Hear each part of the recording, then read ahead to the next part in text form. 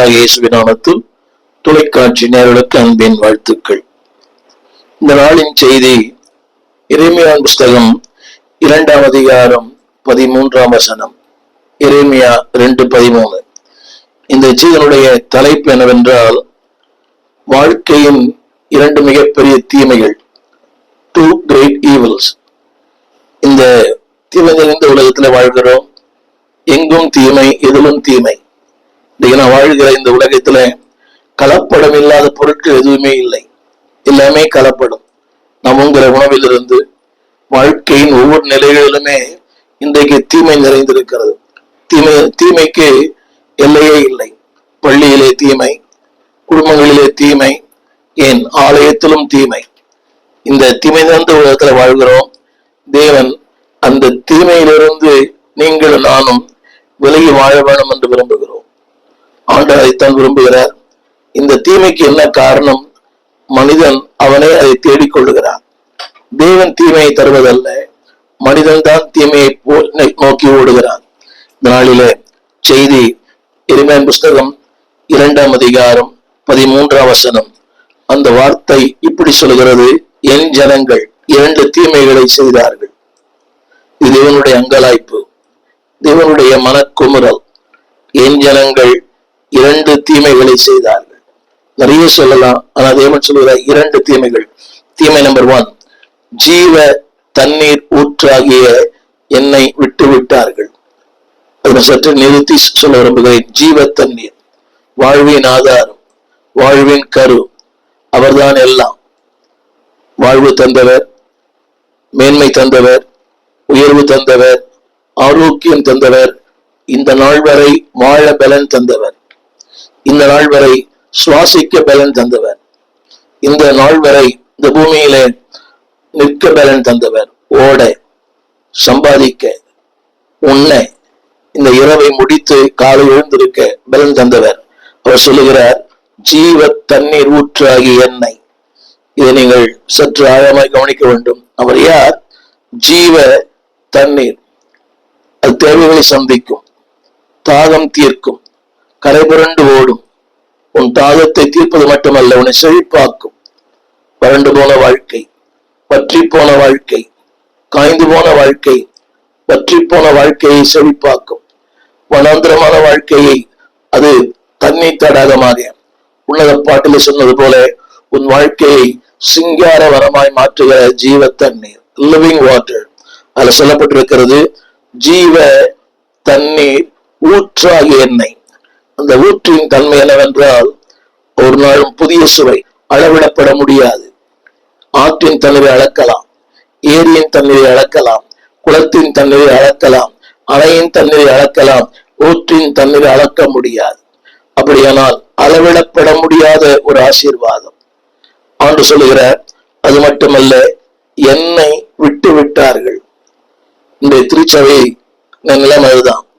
என்னுடைய பின்னணி சொல்லி நிற்க 2வது தீமை சொல்லுகிறார், தண்ணீர் நிற்காத தொட்டிகளாகிய வெடிப்புள்ள தொட்டிகளை தங்களுக்கு வெட்டி கொண்டார்கள். பலமுறை வாசித்திருக்கலாம்.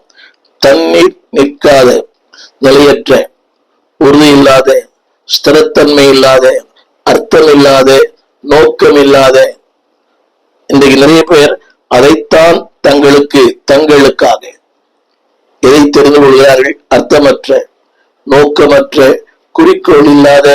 அதாவது அந்த நிமிடத்திற்கு அது மகிழ்ச்சி, அந்த நிமிடத்திற்கு அது இன்பம், அடுத்தது துன்பம். வேதம் சொல்கிறது, தங்களுக்காக வெட்டி கொள்கிறார்கள். அதை இன்னொரு சொல்லும் கூட வெட்டி கொள்ளுகிறார்கள். குழி, அவங்களுக்கு தெரியல, அந்த குழியில ஒரு நாள் அங்க இறங்குவாங்க. இந்த குடிக்கிறவர்கள், புகைக்கிறவர்கள், வாழ்க்கையில தவறான வாழ்க்கை வாழ்கிறவர்கள், தங்களுக்கு தாங்குகளை ஒரு நாளை பார்க்கலாம். இந்த கள்ளக்குறிச்சியில விஷசாராய மருந்தி 60க்கு மேற்பட்ட மனிதர்கள், குடும்பங்கள் தங்களுக்கு தாங்களே. அதே போல வாழ்க்கை தளம் புரளுகிறது அல்லவா? இந்த தளம் புரண்ட வாழ்க்கை தங்களுக்கு தாங்களே. இந்த வருகிற கொலைகள் எல்லாம், அந்த கொலைகள் எல்லாமே தங்களுக்கு தாங்களே. தேவன் சொல்லுகிறார், தண்ணீர் நிற்காத. அவங்க நினைக்கிறாங்க அது ரொம்ப ஸ்டேபிள், அது உறுதியானது, ஸ்திரமானது, அது என்னைக்கு நம்மளை காப்பாத்தாது. என்னை கேட்டுக்கொண்டிருக்கிற அன்பு தேவ பிள்ளையே, நீ நினைக்கிற அது நினைக்கிற நிக்காது. இளமை, வாலிபம், பராக்கிரமம், உன் வாய்பலன், உன் சொல்பலன், உன் சாமர்த்தியம், உன் திறமை நிற்காது. நீ பாருங்களேன், எத்தனை மோசடி, எத்தனை மோசடி. சாதாரண ஒரு பித்தளைய தங்கன்னு சொல்றாங்க, நில மோசடி. ஊழியங்கள் கூட நடக்குது. ஊழியங்கள்ல கூட இன்னொரு இடத்தை இவர் தன் பேருக்கு மாற்றுகிறார். தினந்தோறும் பேப்பர்ல வருது இல்ல, 100 கோடி இப்படியெல்லாம். இது என்ன அவளுக்கு புரியல.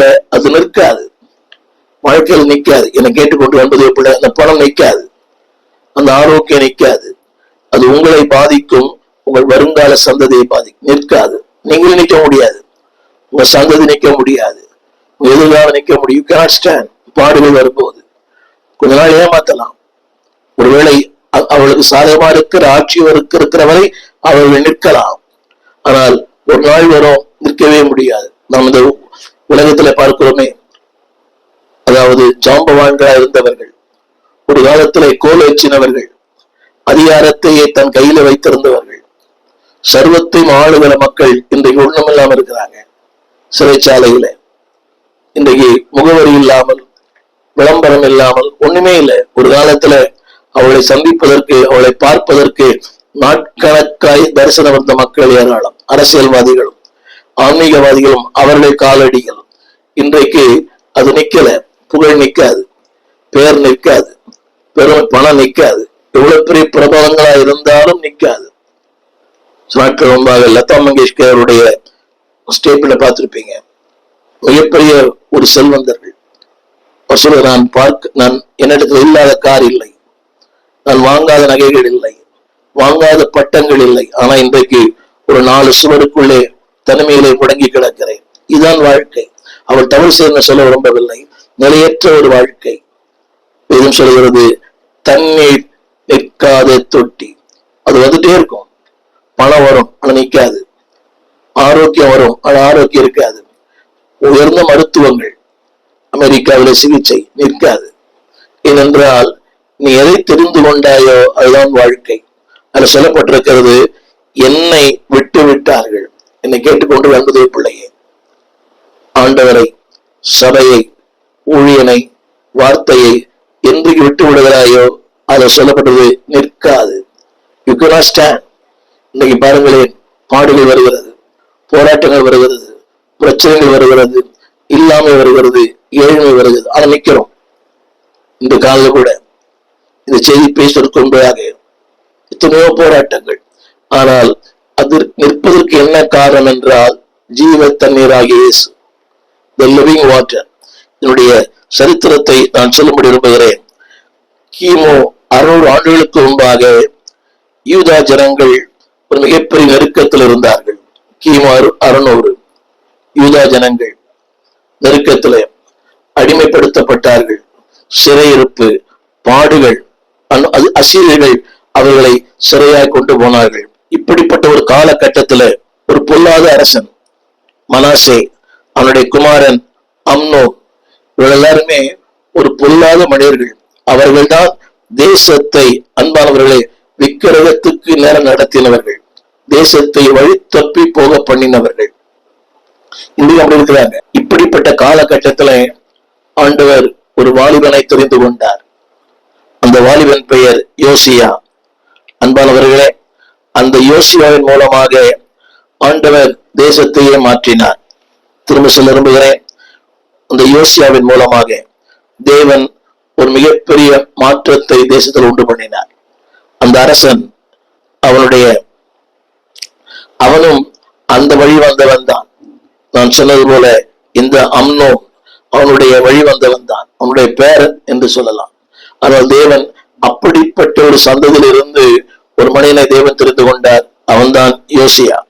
தன் இளம் வயதிலே ஆண்டவர் அவனை தெரிந்து கொண்டார். தேவனுக்கு சரியானதை அவன் செய்தான். நம்ம கவனிக்க வேண்டும். அதாவது has done the right thing for God. சரியான ஒன்றை. 2 எதிர்மறையான வார்த்தை. தேசம் அடிமைப்பட்டது, விக்கிரக ஆராதனை, அடிமைத்தனம், அசீரியர்களால் சிறைப்பிடிக்கப்பட்டது. But God raised a man. தேவன் ஒரு மனிதனை எழுப்பினார், ஒரு அரசனை எழுப்பினார். அவன்தான் யோசியா. வேதம் சொல்லுகிறது அன்பான, அது மட்டுமல்ல, ஒரு பாடுகள் நிறைந்த ஒரு வாழ்க்கை, பாடு நிறைந்த உலகம்.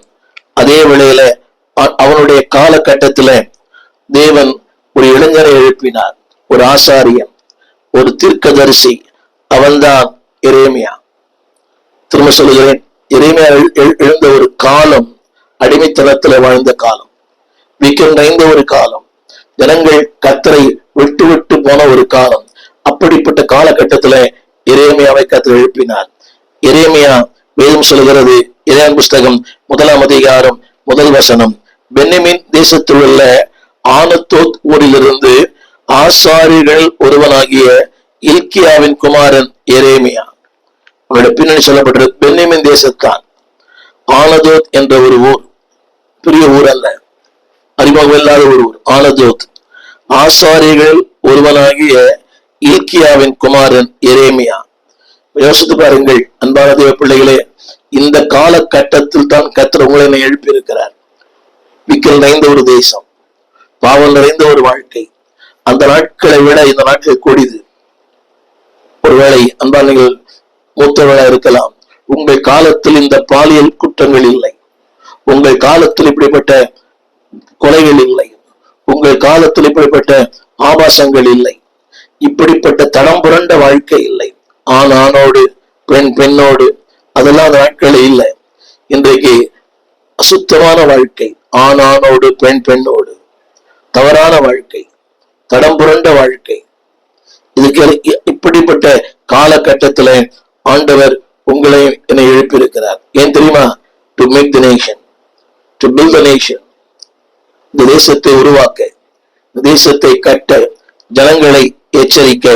அடுத்த வார்த்தை அங்க சொல்லப்பட்ட அடுத்த வார்த்தை 2:4-5 அந்த எரேமியா புஸ்தகம் 2ஆம் வசனம் அதுல சொல்லப்பட்டிருக்கிறது. யோசியா என்கிற யூதாவின் நாட்களிலே அவன் 13ஆம் வருஷத்துல இவனுக்கு கர்த்தருடைய வார்த்தை உண்டாயிற்று. அவன் ஒரு வாலிபன், 13ஆம் வருஷம். அந்த அரசன் வரும், அந்த அவனுடைய 13ஆம் வயசு. அன்பானவர்களே, தேவன் பயன்படுத்துவதற்கு வயது ஒரு தடை இல்லை, ஜாதி ஒரு தடை இல்லை. நீங்க நிறைய பேர் நினைக்கிறாங்க இந்த ஆண்டவர் இளம் ஊழியர்களை பயன்படுத்துகிறார். ஆனா கவனிக்க வேண்டிய ஒன்று, இந்த இளம் ஊழியர்கள் இந்த மூத்த ஊழியர்களை கனம் பண்ணுவதில்லை. நீங்க இருக்கிற பாடகர்கள், they never respect the pastors. வரங்கள் இருக்கலாம், ஆங்கில புலமை இருக்கலாம், பல விதமான அவர்கள் சகலகலா வல்லவராக இருக்கலாம். But respect the elderly pastors, respect the elderly people. அவருடைய 13ஆம் வயசுல கர்த்தருடைய வார்த்தை அவன் உண்டாயிற்று. அவர் சொன்னார் எரேமியாவுக்கு, நான் உன்னை தாயின் வயிற்றில் உருவாகும் முன்னே உன்னை அறிந்தேன். அந்த வார்த்தையை கவனிக்க வேண்டும். எங்கே தெரியுமா? the time of difficulties, the time of adversities, கடினமான நேரம், பாடுவாய்ந்த நேரம், போராட்டத்தின் நேரம். வேதம் சொல்கிறது, அந்த நாளில் உன்னை அறிந்தேன். அது மட்டுமல்ல, உன்னை பரிசுத்தம் பண்ணினேன், உன்னை ஜாதிகளுக்கு தீர்க்கதரிசியாய் கட்டளையிட்டேன். நான் பல முறை சொல்லியிருப்பேன், எல்லாரும் தொழில் செய்த பிறகு தொழிலுக்கு சொந்தக்காரரா மாறுறாங்க. ஆனா எரேமியா இந்த வேலையை செய்யும் முன்பதாகவே அந்த வேலைக்கு சொந்தக்காரனாய் மாறினான். எப்ப தெரியுமா? ஜாதி கருவிலேயே அவன் தீர்க்கதரிசி. A born as a pastor, a born as a prophet. என்னை கேட்டுக்கொண்டிருக்கிற அன்பான தேவ பிள்ளையே, திருமறை இப்படி சொல்லுகிறது, 1:6 எரேமியா தேவன் அழைக்கும் போது சரித்திர ஆக்கியங்கள் சொல்லுகிறார்கள், he was about 20 வயதுல அவனை ஊழியத்துக்கு அழைத்தார். அன்பு பிள்ளைகளே, இதைத்தான் உங்களுக்கு நான் சொல்ல விரும்புகிறேன். தேவன் அழைப்பதற்கு வயது வரம்பே இல்லை. என்னுடைய 14வது வயதுல நான் ஆண்டவரை ஏற்றுக்கொண்டேன். என்னுடைய 20வது வயதுல ஊழியத்துக்கு வந்தேன். விளம்பரத்திற்காக அல்ல. இது அன்னைக்கு எனக்கு ஒண்ணும் தெரியாது, இன்னைக்கும் தெரியாது. ஆனா ஒன்று தெரியும், அழைத்தவர் உண்மை உள்ளவர். அந்த வார்த்தை இப்படி சொல்லுகிறது. எரேமியா 1 அவரே சொல்லுகிறார், நான் கர்த்தராகி ஆண்டவரே, இதோ நான் பேச அறியேன், சிறு பிள்ளையா இருக்கிறேன். என்னை கேட்டுக்கொண்டிருக்கிற அன்பான தேவ பிள்ளையே, இளமை, அதாவது வாழ்க்கையின் பின்னணி, இதெல்லாம் அன்பானவர்களே சாக்கு போக்கு அல்ல. அவன் யார் தெரியுமா? பேசுவதற்கே தயங்கின ஒரு மனிதன். அவன் சொல்கிற வார்த்தை கேளுங்கள். நான் பேச அறியேன், சிறு பிள்ளையா இருக்கிறேன். 7ஆம் வசனம். ஆனாலும் கர்த்தர். என்னை கேட்டுக்கொண்டு என்பது பிள்ளையே, ஆனாலும் கர்த்தர். நீ 1000 சொல்லலாம். எனக்கு ஆங்கிலம் அறிவில்லை, இறையர் கல்லூரி இல்லை, பின்னணி இல்லை, வசதி இல்லை, ஊழியம் செய்வதற்கான தகுதி இல்லை, யாருக்குமே தகுதி இல்லை. தேவன் தகுதி உள்ளவனை தெரிந்து கொள்ளவில்லை, தெரிந்து கொண்டவனுக்கு தகுதிகளை கொடுக்கிறார். திரும்ப சொல்லுகிறேன், தேவன் தகுதி உள்ளவனை தெரிந்து கொள்ளவில்லை, யாரை தெரிந்து கொண்டாரோ அவனுக்கு தகுதிகளை கொடுக்கிறார். அவன் ஆண்டவர் சொன்ன வார்த்தை, ஆனாலும் கர்த்தர். நான் சிறு பிள்ளை என்று நீ சொல்லாதே. நீ நிறைய சொல்லலாம். கிதியோன் சொல்வது போல, என் வீட்டாரில் சிறியவன், என் தகப்பன் வீட்டிலே சிறியவன். நிறைய சொல்லலாம். உங்கள் பலவீனங்கள், உங்களுடைய எல்லாம் சொல்லலாம். உலகம் சொல்லுவதை கேட்டு நீங்க சொல்லலாம். திரும்ப சொல்லுகிறேன், உலகம் சொல்லுவதை கேட்டு நீங்கள் அதை சொன்ன நீங்க சரியான நபர் இல்லை. அந்த தெளிந்த புத்தி என்ற வார்த்தை தான் அர்த்தம். எதிர்மறையான வார்த்தைகளின் மத்தியில் நேர்மறையாய், அதான் சோபர் மைண்ட். எல்லாமே நம்ம இரிட்டேட் பண்ற வார்த்தை. முடியாது, உனக்கு அவ்வளவுதான், முடிஞ்சு போச்சு. ஆனா அப்படிப்பட்ட நிலைகளில தேவன் சொல்லுகிறார், நீ சொல்லாதே. என்னால முடியாது, வாழ முடியாது, நிற்க முடியாது, ஊழியம் செய்ய முடியாது, முடியாதுன்னு சொல்லாத. அந்த வார்த்தை திரையில் பாருங்கள். நீ சொல்லாதே. ஏன் தெரியுமா? நான் உன்னை அனுப்புகிறேன். நீ சொல்லாதே. அடுத்து, நான் கட்டளை இடுகிறவைகளை எல்லாம் நீ பேசுவாயாக. அன்பு தேவ பிள்ளைகளே, அழைப்பு பெற்ற அன்பான வாலிப தம்பி, திரும்ப சொல்கிறேன், ஊழியத்திற்கு வயசு பெரிய காரியம் இல்லை. நீங்கள் முதிர்ந்தவளா இருக்கலாம், you can do God's work. நீங்க சின்ன பிள்ளையா இருக்கலாம். ஆரம்பத்துல சொன்னேனே, தேவன் இவரை அழைக்கும் போது, இந்த சம்பவம் நடக்கும் போது 20 வயதான். சரித்திர ஆசிரியர்கள் சொல்லுகிறார்கள், அன்பானவர்களே, தேவன் உங்களோடு பேசுகிறார் என்றால் God has a plan, God has a purpose, God has a promise, God has a power, God has a provision. பாருங்கள், திட்டத்தை தருகிறார், பிளான், பர்பஸ், நோக்கத்தை தருகிறார். இரண்டாவது, preparation, உன்னை ஆயத்தப்படுத்துகிறார். ப்ரொவிஷன், உனக்கு என்ன தேவையோ அதை தருகிறார். பவர், வல்லமையை தருகிறார். திரும்ப திரும்ப the plan of God, the purpose of God, the preparation of God. தேவன் ஆயத்தப்படுத்தினார், என்னை ஆயத்தப்படுத்தினார். பாடுகள், போராட்டங்கள், யோசேப்பை கர்த்தர் ஆயத்தப்படுத்தினார்.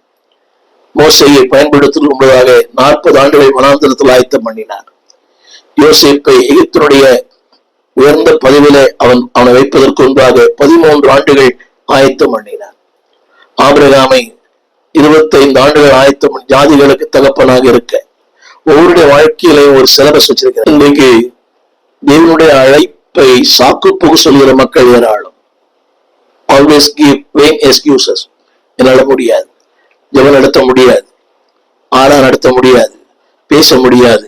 இல்லை அன்பானவர்களே, அந்த வார்த்தையை நான் சொல்லுங்க, நீ சொல்லாதே. அந்த 1:6, நான் பேச அறியேன். அது தெரியுமே, நான் சிறு பிள்ளை. He knows that.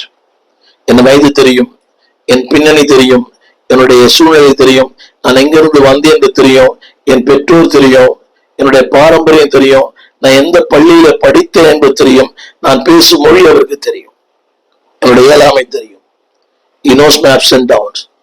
என்னால் எது முடியும் என்று தெரியும், என்னால் எது முடியாது என்று தெரியும். அந்த தேவன் சொல்லுகிறார், உன்னை அனுப்புகிற எல்லாரிடத்திலும். அப்படியானால் உன்னை அனுப்பின அவர் தான். இந்த சென்னை பட்டணத்தை உன்னை கொண்டு வந்த அவர் தான். அந்த கிராமத்தை கொண்டு போனவர் அவர் தான். அந்த இடத்துல வைத்திருக்கிற அவர் தான். உன்னை அனுப்பினவர் நான் தான். இதோடு சொன்னார், உன்னை அனுப்புகிறவர் நான் அல்லவா. என்னை கேட்டுக்கொண்டிருக்கிற அன்பது பிள்ளையே, இருமலத்தோடு வாழலாம். Can I leave? Can I quit? அதாவது இதை விட்டு போயிடலாமா? இல்லை, தேவன் என்னை இந்த இடத்துல வைத்திருக்கிறார். நான் இருக்கிறது வட சென்னையில. அந்த அளவுக்கு படித்த மக்கள் இருக்கிறார் என்று சொல்ல முடியாது. சாதாரண மக்கள் தான். ஆனா தேவன் சொல்கிறார், உன்னை அனுப்பினது நான் தான். ஆனா தேவன் அனுப்புவார் என்றால் அவர் எல்லாவற்றையும் பொறுப்பேற்றுக் கொள்ளுவார்.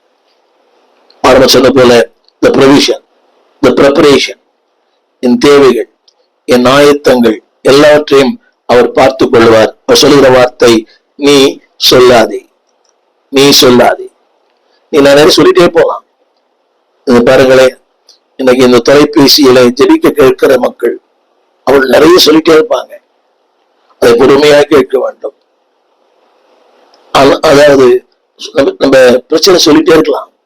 சில பேருடைய பிரச்சனைகளுக்கு முடிவே இல்லை. நாள் முழுவதும் புலம்பலின் புஸ்தகத்தை விட அவருடைய புலம்பல் அதை விட பெருசு. உண்மைதான். ஆனா தேவன் சொல்றாரு, ஐ நோ தட், நீ சொல்லாதே, எனக்கு அது தெரியும்.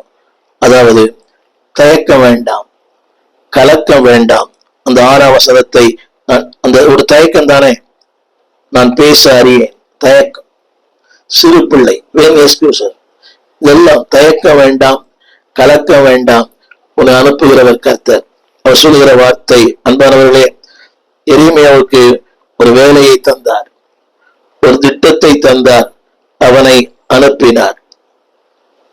இன்னொன்று சொல்ல விரும்புகிறேன், கவனியுங்கள். நீங்கள் சொல்வதற்கு முன்பே அவருக்கு எல்லாமே தெரியும். முதல் காரியங்கள், God has given assignment. உங்களுக்கு எனக்கு ஒரு அசைன்மெண்ட் இருக்குது. அந்த அசைன்மெண்டோடு தான் பூமிக்கு அனுப்பினார். யாரை திருமணம் செய்ய வேண்டும், யாருக்கு கணவனாய், யாருக்கு மனைவியாய், யாருக்கு பெற்றோராய். God has என் வாழ்க்கையில் ஒரு அசைன்மெண்ட் இருக்குது. சொல்றாங்களே, இன்னைக்கு ஒரு அசைன்மெண்ட் கொடுத்து ஒருத்தர் அனுப்புறாங்க, ஒரு தீவிரவாதி, ஏதோ ஒரு அசைன்மெண்ட். அந்த அசைன்மெண்ட் சக்சஸா முடிச்சிடுறாரு. தேவன் உங்களுக்கு எனக்கு ஒரு அசைன்மெண்ட் கொடுத்திருக்கிறார், ஒரு பயிற்சி, ஒரு பாடத்திட்டம், ஒரு சின்ன கேள்வி. அந்த பாடத்திட்டத்தை நிறைவேற்றிருக்கிறீங்களா? அதை தடுப்பதற்கு எத்தனை சக்திகள். எனக்கு ஒரு பாடத்திட்டம் இருக்குது, ஆனா அதை நான் ஃபுல்ஃபில் பண்ணலாம் என்பது பெரிய கேள்வி. இடையில நிறைய போராட்டங்கள், பிரச்சனைகள், நாளை வழி விலகி போவது, என்னை எதிர்க்கும் சக்திகள், என்னை இழுக்கும் பல சக்திகள். I fail in my assignment. ஒரு சின்ன கேள்வி, did you learn your assignment? Did you know your assignment? உங்களுடைய பாடத்திட்டம் உங்களுக்கு தெரியுமா? உங்களுடைய பாடத்திட்டத்தை படித்து விட்டீர்களா? உங்கள் பாடத்திட்டத்தை கற்றுக்கொண்டீர்களா? அந்த பாடத்திட்டத்தை நிறைவேற்றீர்களா? புரிய நினைக்கிறேன். ஒரு அசைன்மெண்ட் கொடுத்துதான் ஒருத்தர் அனுப்புறாங்க. ஒரு நாட்டுக்கு ஒரு கம்பெனி ஒரு அசைன்மெண்ட் கொடுக்குது, இந்த அசைன்மெண்ட் நிறைவேற்ற வேண்டும். அதுக்காக தான் பணம் செலவு பண்ணி அவரோட டிக்கெட் போட்டு பாருங்க. இன்னைக்கு இந்த ஊடகங்களை பார்க்கிறோமே, ஒரு நபரை கொலை செய்வதற்கு ஒரு பெரிய அசைன்மெண்ட், பல லட்சங்கள் கைமாறுகிறது ஒரு ஆளை கொள்வதற்காக. அப்படியானால் தேவன் சொல்றாரு, இந்த தேசத்தை ரட்சிப்பதற்காக, இந்த தேசத்தை மாற்றுவதற்காக, இந்த தேசத்தை மீட்பதற்காக அசைன்மெண்ட். அந்த அசைன்மெண்டை பண்டைய பிள்ளைகளாக தேவன் தந்தார். நம்முடைய தேசத்துல வாழ்ந்த டிஎஸ் ஐயாவுக்கு தந்தார். இன்றைக்கு இருக்கிற அநேகருக்கு தேவன் தந்திருக்கிறார் இந்த அசைன்மெண்ட். திரும்ப சொல்கிறேன், அந்த காட்ஸ் அசைன்மெண்ட் நிறைவேற்றத்தான் நீங்களும் நானும். அதற்காகத்தான் உங்களை அவர் அனுப்பினார். அவர் சொன்ன வார்த்தை, அதாவது பென்யமின் தேசம், ஆனதோத் ஊர், ஆசாரில் ஒருவனாகி இல்கியா, அது ஒரு வசனம் எழுதப்பட்டிருக்கிறது.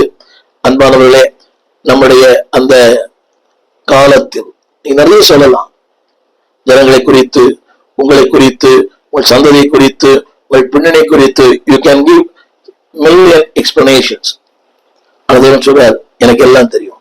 அந்த வார்த்தை சொல்கிறேன், நீ சொல்லாதே, நீ சொல்லாது, சிறு பிள்ளை என்று சொல்லாது. அப்படின்னா அந்த அர்த்தம் தெரியுமா? அவன் சிறு பிள்ளை தான், யங் மேன். ஆனா சொல்லாது, எனக்கு தெரியும், I have given a potential. உனக்குள்ள திறமைகளை, உனக்குள்ள தாளந்துகளை, உனக்குள்ள உருவாக்கும் சக்தியை நான் வைத்திருக்கிறேன், சொல்லாதே. நான் சொல்ல வந்த அடுத்த குறிப்பு என்னவென்றால், எரேமியா 1:8 அவர் சொல்கிற வார்த்தை, நீ அவர்களுக்கு பயப்பட வேண்டாம். வாழ்க்கையில் நான் ஊழியத்துக்கு வரும்போது ஏராளமான பயம். 20 வயது, எனக்கு கீழே 4 சகோதரிகள், 2 சகோதரர்கள். யோசித்து பாருங்கள், திருமணமாகாத நேரங்கள் எல்லாமே. நான் தான் மூத்தவன். அதாவது எப்படி வாழ்வேன்? எதிர்காலம் யோசிச்சு பாருங்க. வேலை செய்யறவங்களுக்கே இன்னைக்கு பெண்ணு கிடைக்கல, ஊழியம் பண்றவங்க பெண்ணே கிடைக்கிறது ரொம்ப கஷ்டம். பெரிய குடும்பம், பெரிய அடிப்படை தேவையில்லை. அப்படிப்பட்ட குடும்பத்துல தேவன் என்னை தெரிந்து கொண்டார். சொன்ன வார்த்தை, நீ பயப்பட வேண்டாம். இது படிப்பதற்கு இன்பமா இருக்கலாம், அந்த சூழ்நிலை நிற்கும் போதுதான் தெரியும். பயப்பட வேண்டாம். பொருளாதாரம் பயப்பட வேண்டாம், எதிர்காலம் பயப்பட வேண்டாம், திருமணம் பயப்பட வேண்டாம், குழந்தை பாக்கியம் பயப்பட வேண்டாம். யோசித்து பாருங்களேன், என்ன வேலை பண்றீங்க? என்ன வேலை பண்றீங்க? இன்னைக்கு எல்லாம் சொல்லுவாங்க, ஒரு வருமானமே இல்லையே. ஒரு வருமானம் இல்லை, அவர்தான் நம்முடைய வருமானம். எவ்வளவு பொதுவாக எல்லாரும் கேட்கிற கேள்விதான். என்ன கூட கேட்டாங்க, ஒரு மாசம் எவ்வளவு கிடைக்கும்? அது சொல்ல முடியாது. தேவன் சொல்கிறார், நீ பயப்பட வேண்டாம். என்னை பொறுத்தளவு எனக்கு கூட தெரியும், தேவ ஊழியம் செய்கிறவர்கள் ஒரு நாளும் தரித்திரராக மாட்டார்கள். என்னுடைய 3 மருமக்களுமே ஊழியக்காரர்கள் தான். நான் சொல்ல வருகிற கருத்து, God's ministry done in God's pattern will have God's provision. நீதிமானை ஒரு நாளும் பசியினால் வருந்த விடார். நீதிமானே வருந்த விட மாட்டார். ஒரு ஊழியன் நீதிமானோட மேலானவன், பறையை போல செழிப்பான். இன்னைக்கு ஒருவேளை ஏழ்மையா இருக்கலாம், இன்னைக்கு வறுமையா இருக்கலாம், இன்னைக்கு உலகத்தின் பார்வையில அன்பானவர்களே ஒரு மாதிரியா இருக்கலாம். இந்த 3 பிள்ளைகளும் ஓரளவுக்கு நல்ல நிலையில வளர்ந்தார்கள், நல்ல நிலையிலே வளர்ந்தார்கள். அதாவது ஊழிய வளர்ச்சியிலே பிறந்து வளர்ந்தார்கள். நல்ல நிலைமை, நல்ல கல்வி, பல 1-3 பட்டங்கள், பிஜி எல்லாம். ஆனால் ஒரு ஊழிய திருமணம் செய்யும் போது ஒரு பெரிய கேள்விக்குறி, தேவன் சந்திக்க விடுமா? ஒரு நிரந்தர வருமானம் இல்லை, ஆனால் இன்னைக்கு அவர்கள் செழிப்பா இருக்கிறார்கள். நான் சொல்ல வந்த வார்த்தை, நீ பயப்பட வேண்டாம். அடுத்த ஒரு வார்த்தை, உன்னை காக்கும்படி. எல்லா சூழ்நிலைகளும் அம்மா அப்பா பாதுகாக்கிறாங்க இல்லையோ, ஆண்டுடைய பாதுகாப்பு. என் பிள்ளைகளுக்கு சொல்லியிருக்கிறேன், நான் பாதுகாப்பதை விட, குடும்பம் அம்மா அப்பா பாதுகாப்பதை விட தேவனுடைய பாதுகாப்பு மேன்மையானது, முதன்மையானது. நீங்க பார்த்திருப்பீங்களே, எவ்வளவு மிகப்பெரிய பிரதமர்களை சுட்டு தள்ளுகிற உலகம். கடந்த வாரத்தோட அமெரிக்க ஜனாதிபதி அவரு குறி தவறி விட்டு சுட்டாங்க, ஜான் எஃப் கென்னடி அவர்கள், அன்னை இந்திரா காந்தி அவர்கள். இந்த காலத்துல பாதுகாப்பற்ற உலகம். ஆனா தேவன் சொல்லுகிறார், உன்னை காக்கும்படி உன்னோடு கூட இருக்கிறேன். யார் இருந்தாலும், யார் மறந்தாலும், ஐ ஆம் வித் யூ. இதைத்தான் ஆண்டவர் 10:27 சொன்னார், உலகத்தின் முடிவு பரியந்தம் சகல நாட்களிலும் உன்னோடு கூட இருக்கிறேன். என்னை கேட்டுக்கொண்டிருக்கிற அன்பு சகோதரியே, கணவர் இல்லை, பிள்ளைகள் இல்லை, யாருமே இல்லை உன்னை காக்கும்படி. பென்ஷன் கூட இல்லை, ஒருவேளை முதியோர் பென்ஷன் இல்லாம இருக்கலாம், விதவை பென்ஷன் இல்லாம இருக்கலாம். தேவன் சொல்லுகிறார், உன்னை காக்கும்படி. என் வாழ்க்கையில நான் அனுபவித்திருக்கிறேன். ஒவ்வொரு நாளும் எவ்வளவு உதவி செஞ்சாங்க, எல்லாம் நிறுத்திட்டாங்க. அதற்கு கூட இருந்தவங்களே காரணம், உறவுகளே காரணம், சொந்தங்களே காரணம். யார் என்ன பேசினா என்ன செய்தாலும் தேவன் சொல்லுகிறார், உன்னை காக்கும்படி உன்னோடு கூட இருக்கிறேன். எங்கள் விலாசம் போதகர் ஸ்டீஃபன் தேவகுமார், திறந்த வாசல் சபை, நம்பர் 65, பரமானந்த தெரு, 7 கிணறு, சென்னை 600001. தொடர்புக்கு 9841839287. மேலும் 0444183330. எங்கள் மின்னஞ்சல் stephenopendor@gmail.com. எங்கள் தேவ செய்திகளை யூடியூப் சேனலில் பார்த்து பயனடையுங்கள். தேவன் உங்களை ஆசீர்வதிப்பாராக.